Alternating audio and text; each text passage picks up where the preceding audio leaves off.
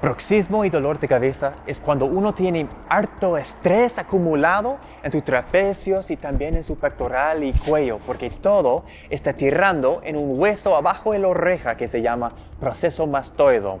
Cuando está tirando mucho, se causan pelotas grandes en la cabeza, pero también cuando estamos muy apretados en la boca, en la mandíbula acá, se produce harto dolor de cabeza aquí al lado. Entonces, para tratarles en terapias canadienses, llegamos a la fuente de dolor aquí en el pectoral, porque todos los músculos en tu cuello, los calenos, son abajo la clavícula en costillas 1, 2 y 3, y el pectoral está encima. Si es muy apretado, es pariendo el movimiento de tu cuello, tirando por abajo en esta dirección.